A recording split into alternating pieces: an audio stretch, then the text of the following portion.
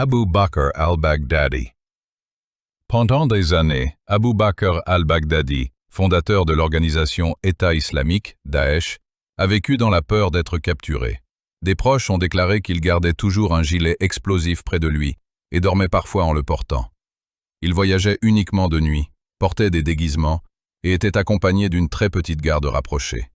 Ils évitaient d'utiliser des téléphones pour ne pas être tracés, se cachant souvent dans les déserts de Syrie et d'Irak, traversant les frontières secrètement déguisés en bergers. Cependant, fin 2019, son autorité s'effondrait. Plusieurs de ses hommes étaient morts, et les services de renseignement avaient découvert sa cachette dans le nord-ouest de la Syrie. Un raid était planifié, mais pour atteindre la cible, les unités américaines devaient survoler un espace aérien contrôlé par la Russie et la Turquie, une rare occasion de coopération. De nuit, des hélicoptères transportèrent les forces spéciales américaines vers un petit complexe résidentiel. Ils atterrirent et lancèrent l'assaut.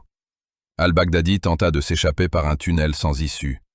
Des chiens militaires le poursuivirent, et, se sachant piégé, il déclencha son gilet explosif, se tuant ainsi, malheureusement avec 2 enfants. Abu Nidal.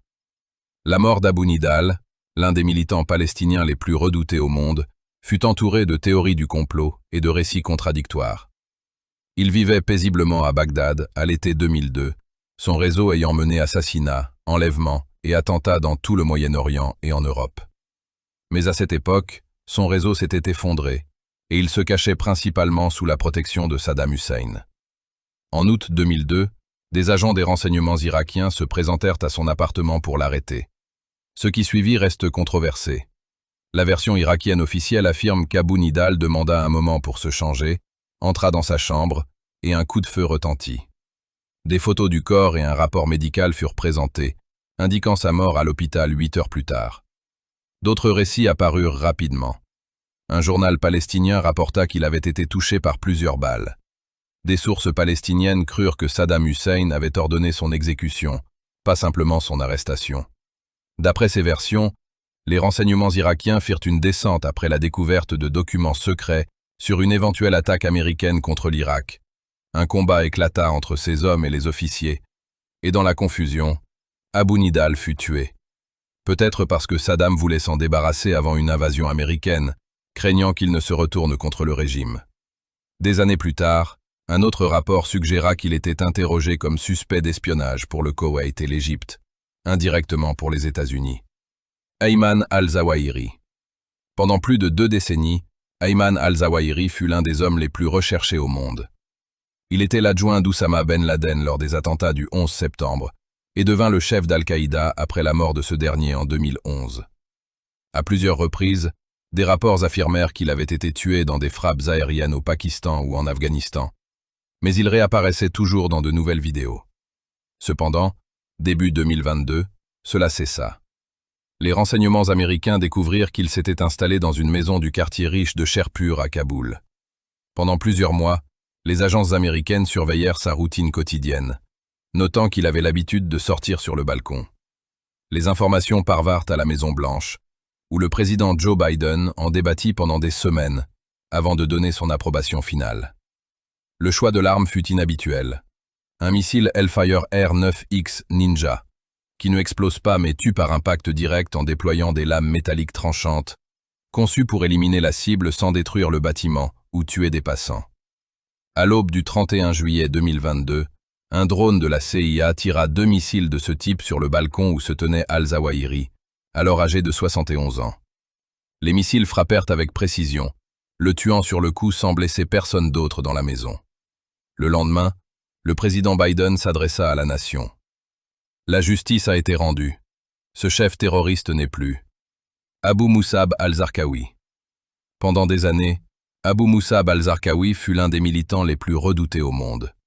Cet extrémiste jordanien, connu pour avoir décapité lui-même des otages dans des vidéos et organisé des attentats suicides ayant dévasté des marchés, des mosquées et même des ambassades, fut tenu responsable de la mort de milliers de personnes par les autorités américaines, qui mirent une prime de 25 millions de dollars sur sa tête.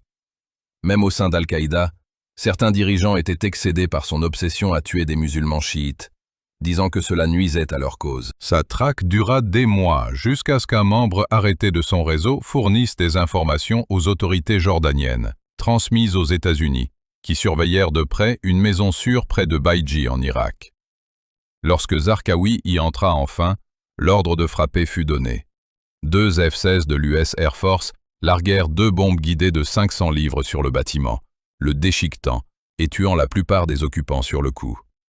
Mais Zarqawi ne mourut pas immédiatement.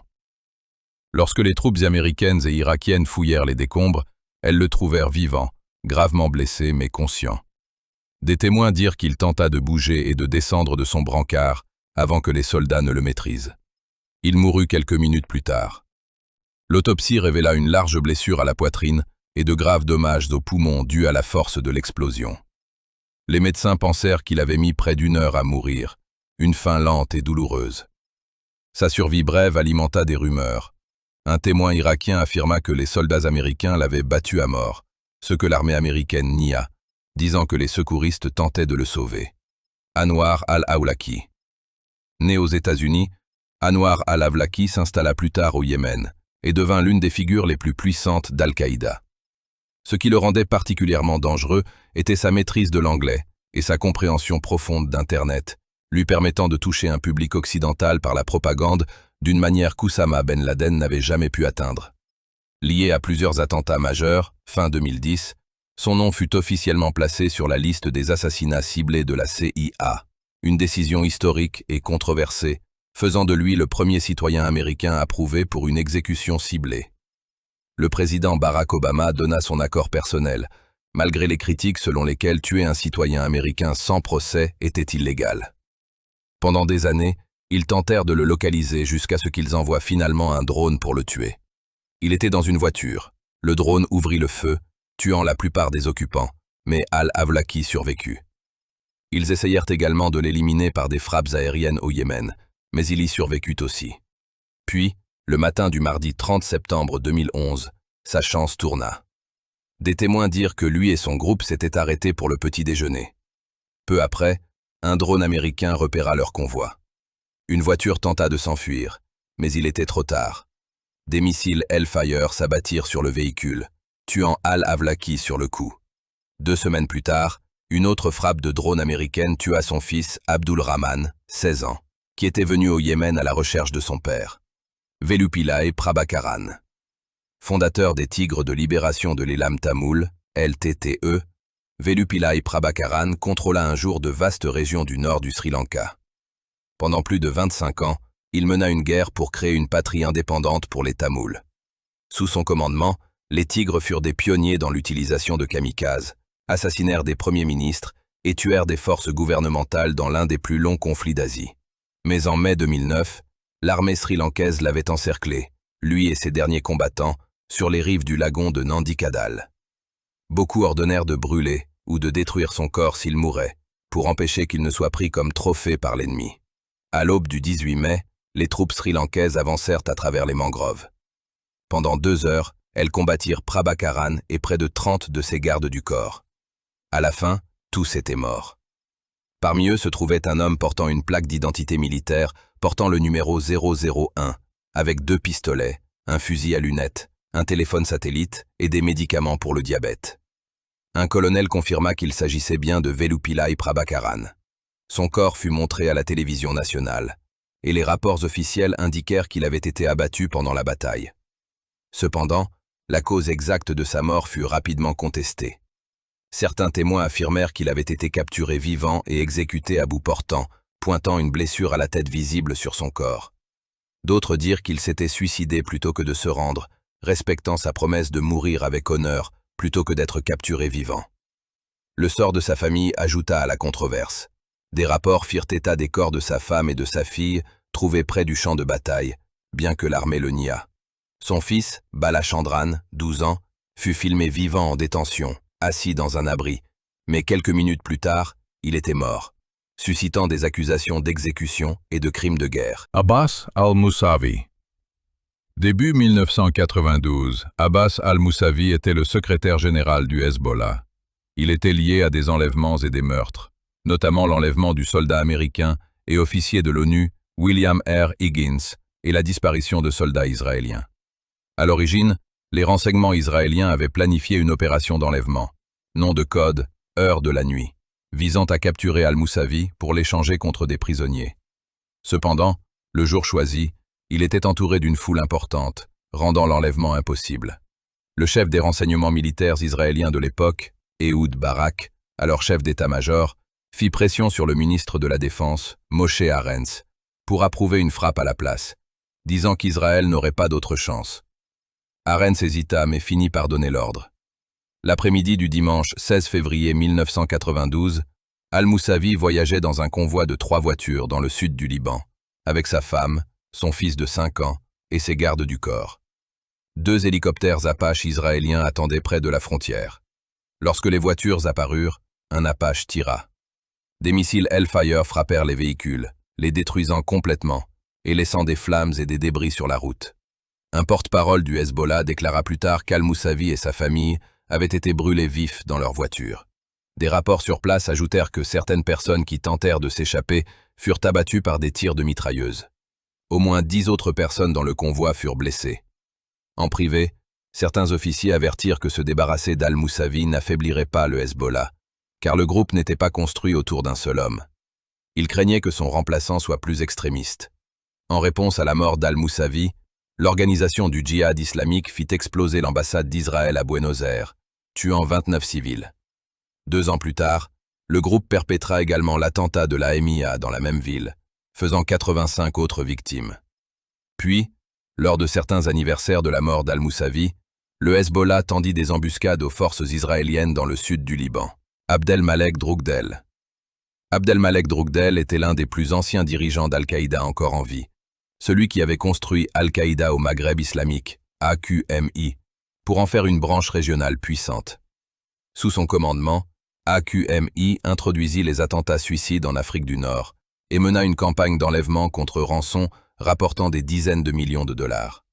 Son groupe fit exploser le bureau du Premier ministre algérien en 2007, attaqua des hôtels au Mali et étendit ses opérations à travers la Mauritanie, le Niger, la Libye et la Tunisie.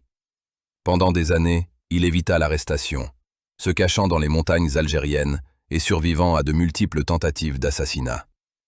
Mais à la fin des années 2000, son influence déclinait. Un nouveau groupe lié à Daesh émergeait et de nombreuses factions djihadistes plus actives ne lui répondaient plus. Les forces spéciales françaises le traquaient depuis des mois. Le 3 juin 2020, elles passèrent à l'action. Droukdel et 5 autres hommes étaient dans un 4x4 Toyota lorsqu'ils s'arrêtèrent près d'un groupe de rochers et établirent un camp temporaire près d'un lit de rivière. Les forces françaises, avec le soutien des renseignements américains, les approchèrent. Les djihadistes tentèrent d'abord de fuir, se dispersant dans différentes directions et se cachant parmi les rochers, puis essayèrent une contre-attaque, ouvrant le feu sur les forces françaises. Un combattant d'AQMI après l'autre tomba, puis une balle toucha Droukdel lui-même, le tuant. Le conducteur du 4x4 se rendit et fut arrêté, Carlos Castaño. Les problèmes de Carlos Castaño Gil commencèrent à l'adolescence après que des rebelles eurent tué son père. Cherchant à se venger, il rejoignit le combat et devint finalement l'un des fondateurs des Autodéfenses Unies de Colombie, AUC, le plus puissant groupe paramilitaire de Colombie. Sous son commandement, le groupe perpétra des massacres, trafiqua de la cocaïne et établit des relations avec des politiciens. Pendant des années, il fut l'un des chefs les plus redoutés du pays. Mais au début des années 2000, il devint un problème pour ses alliés. Il commença à parler ouvertement des liens de l'AUC avec le trafic de drogue, admettant dans une interview télévisée que 70% des fonds du groupe provenaient de la cocaïne. Le matin du vendredi 16 avril 2004, apparemment un jour ordinaire, Castaño fut abattu par balle. Initialement, l'AUC prétendit qu'il s'agissait d'une fusillade soudaine entre ses gardes du corps et une autre unité armée. Cependant, cette histoire s'effondra lorsque des rapports de l'intérieur du groupe indiquèrent qu'il n'était pas mort dans une fusillade, mais avait plutôt été capturé par ses rivaux paramilitaires, torturé et enterré secrètement. Les ordres viendraient de son frère Vicente et de Diego Murillo, alias Don Berna, un haut commandant de l'AUC. Les enquêteurs fouillèrent la zone où il avait disparu et trouvèrent une tombe temporaire, mais le corps à l'intérieur n'était pas le sien. Les rumeurs se propagèrent. Certains dirent qu'il avait été exfiltré de Colombie par avion, ou qu'il vivait en Syrie ou en Égypte. Pendant 2 ans, personne ne sut avec certitude s'il était mort, alimentant des théories du complot.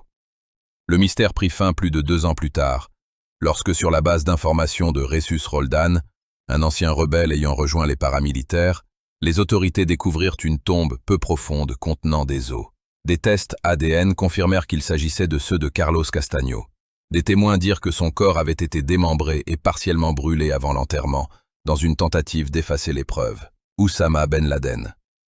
Pendant près d'une décennie après les attentats du 11 septembre, Oussama Ben Laden fut l'homme le plus recherché au monde. Pour éviter d'être découvert, il limita son cercle de connaissances, évita téléphones et Internet, et se cacha avec une famille locale à Abbottabad, au Pakistan. Le monde fut stupéfié lorsqu'il fut révélé qu'il se trouvait près de la principale académie militaire du Pakistan, un pays officiellement allié des États-Unis dans la guerre contre le terrorisme. Le président Barack Obama donna le feu vert pour une mission visant à le capturer ou le tuer. L'opération, nom de code, Lance de Neptune, fut gérée par la CIA et exécutée par l'équipe SEAL Team 6 de la US Navy. Peu après 1 heure du matin, le 2 mai 2011, des hélicoptères transportant l'équipe SEAL décollèrent d'Afghanistan et atterrirent sur le complexe de Ben Laden. Ils firent irruption dans la maison de 3 étages et se déplacèrent rapidement de pièce en pièce. Au dernier étage, Ben Laden fut finalement coincé. Un membre de l'équipe SEAL se souvint plus tard que Ben Laden se pencha depuis l'entrée de sa chambre. Un coéquipier tira 2 coups de feu silencieux sur le côté de sa tête, à environ 3 mètres. Lorsque les SEAL se précipitèrent à l'intérieur, son corps tremblait encore. Alors 2 opérateurs tirèrent plusieurs coups supplémentaires dans sa poitrine pour s'assurer de sa mort. Un autre membre de l'équipe SEAL, Robert J. O'Neill, fut plus tard désigné dans la presse comme l'homme ayant tiré les coups fatals, bien que d'autres aient contesté cela, disant que Ben Laden était peut-être déjà en train de mourir avant qu'O'Neill ne tire. Les SEALs collectèrent ce qu'ils purent et quittèrent le complexe. Cette nuit-là, les premiers rapports indiquèrent que son corps fut transporté par avion en Afghanistan pour identification avant d'être enterré en mer dans les 24 heures.